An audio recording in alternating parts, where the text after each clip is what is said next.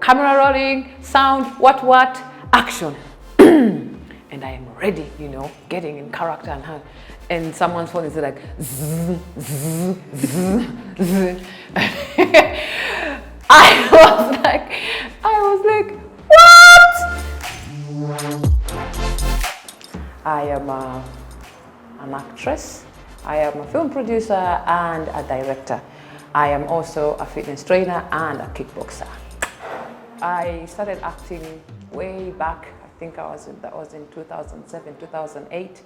I started acting with Mariam Ndagire, and I remember the movie was called Down This Road I Walk.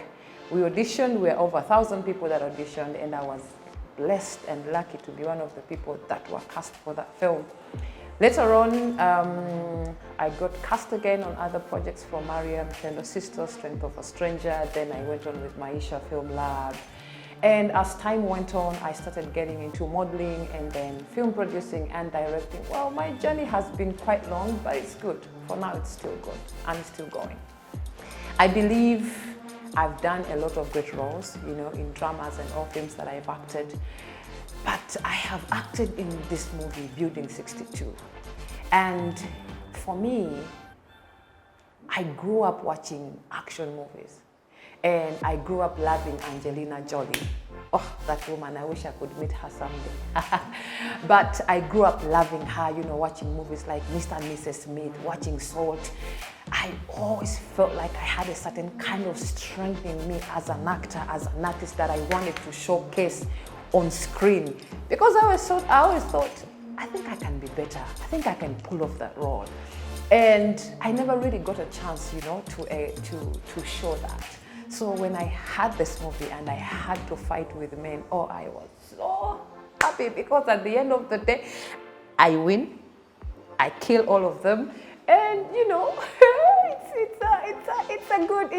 it's a good project. It's a good feeling, you know, having to be cast in a role where you are empowered than, you know, the scenes that we're always, you know, crying and battered and raped and all that. It was a good feeling for me throughout the whole shoot, throughout the whole film, that I was always empowering myself and empowering my friend and having to win at the end of the day, you know, it feels good to win. Actually, I was one of the people who thought Dr. Boss's name was Dr. Boss until after some time when I'm like, no, but I remember this was a character. Now that I have matured and I'm more knowledgeable, I'm like, okay, more knowledgeable about film. That's when I'm like, I had to, you know, to research to get to know. But for me, I think that means that he blew off the character. He did a great job with the character. Sometimes, when I was younger, I think I was about 10 years old, my mom used to take me for theater plays and stuff. I remember when we used to go and watch Bakaimbira. I think Bakaimbira. Was it Bakaimbira? I think. We watched a show, I think, called Omukazi Mukasebo or something like that. And this woman, yali atocharinga omwana wa mujawe. Oh my God. And one of the people from the audience took off her shoe and threw it to her. So I would imagine this kind of person would go through this same thing on the set, on the street, you know? Nti ku street omuntu amulaba muntu nagamba, oh, oyo mukazi abonye omwana wa muganda we, mwana wa mujawe. You know, so sometimes it is not easy to separate the two. I think you just have to find a way of living both the life that you have in your career and you as a person, and find a way of interacting with your fans or with the people who have seen you or watched you, and make them understand that that is a character and this is who I am. Sometimes you could be acting, like for example, there's a movie I acted in and I was acting as someone's girlfriend, a guy who was afraid of me, you know. We are supposed to be lovers, you know, village mates, and we love each other, but this guy was always afraid of me. He couldn't even come close to me. So he didn't comprehend the fact that he is not Joachim, now he is this character. So he was afraid of me, the person Mona, but then he didn't think that now I am a character that he has to act with. So I think in most cases when you do rehearsals, You get to get rid of the phobias and the fears that you have among each other, and you get to interact. You know, when you get to know someone, you find yourself having to have a firm kind of chemistry that even when people are watching you on set, they might think or feel like you guys are actually in a relationship. That's why actually I think you see most people in movies or film sets, they end up actually having actual relationships or having to get married or to date because they had a deep kind of connection when they were acting. So I think you interact a lot with this person. You get to know them, you know, personally, much as they're going to be a different kind of character at the end of the day. You rehearse, you know, you get used to each other, you get used to being around each other, and that way you see most of the things will just fall in place. Personally, I was one of those people that was always typecast. Is that what, like typecasted? Typecast? Typecast. And I was always cast as the same thing, you know, homewrecker, prostitute. It is the same thing that I was always given in different roles, you know. So I don't blame the directors for having looked at me as a person who can blow that role away.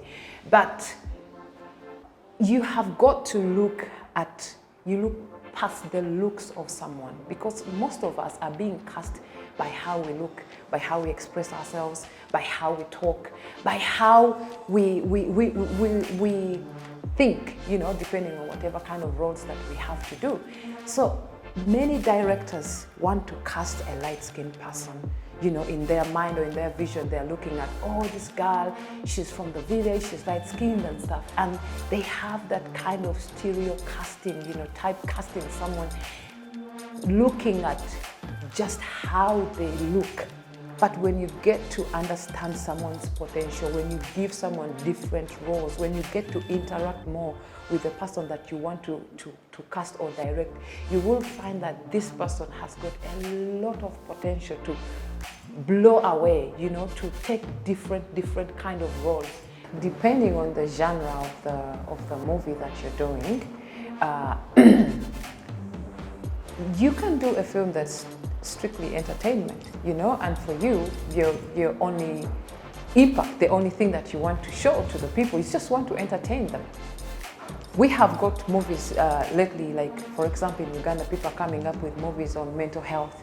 We have people who have done dramas, you know, and everyone does a film. Whatever kind of film everyone is doing has got a different kind of impact that it gives, that it does to the community. If you did, for example, an action-packed movie with a storyline, like this girl comes from the village and, you know, on the way she finds robbers or people who try to rape her, she fights them off and stuff. You're trying to send a message to the people that, you know, as a woman maybe you can be strong and stand up to these people. But then sometimes these men are a bit, you might find that these men can be a bit hard or stronger for you to stand up to them.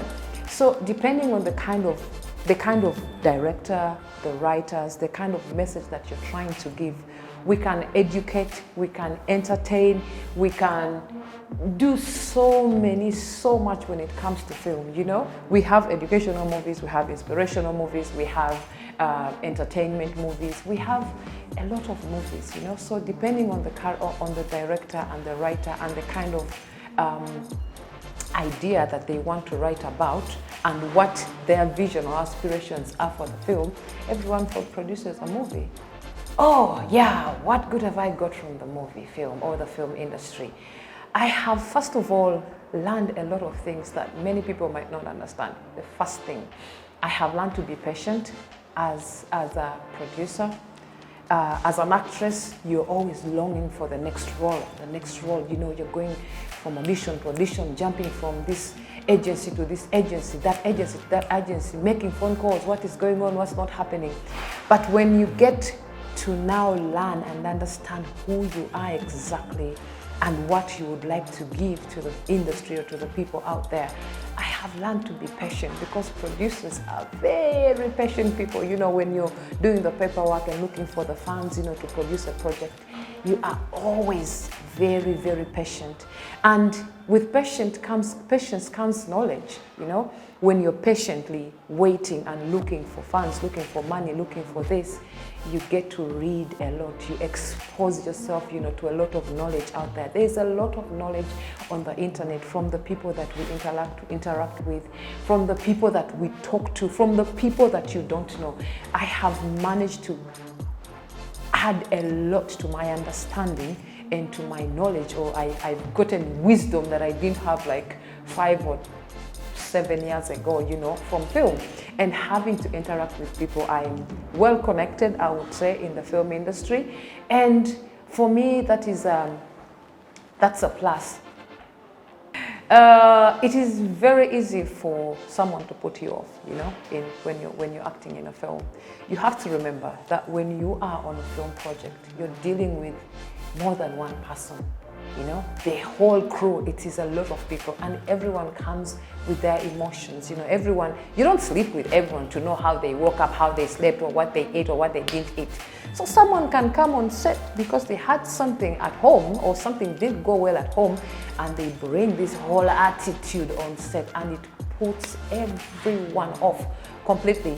You know, it is easy to put off people. Why? How? We have people that scream on set. Yeah? Hey, Gondi, what's up? Where's food? What is this? This is not happening.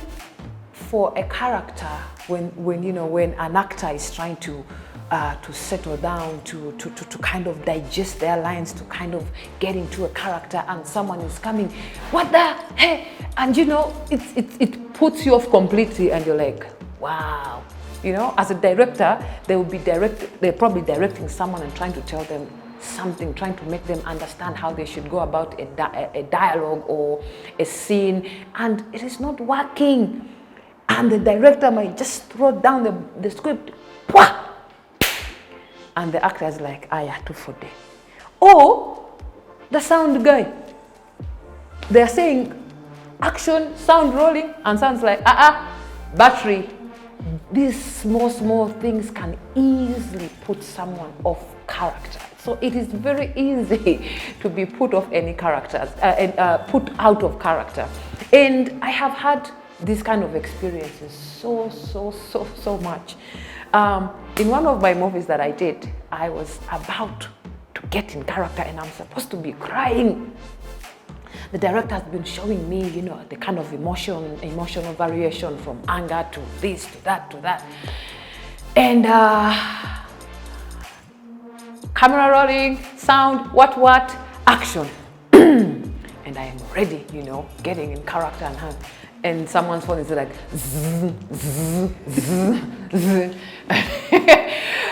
I was like, what? You know, and you know they've gone for silence and everything else, and you're in character. You know, you're like, okay, this time, last take. The owner of the phone, you're like, man, you're on a film set. You know, phones are completely in silence or off. And when they call, people just send messages when they say action. But Nang, when we tell you we are on set, don't send messages. Because this kind of things, they not only put off a character, but it puts off the whole scene.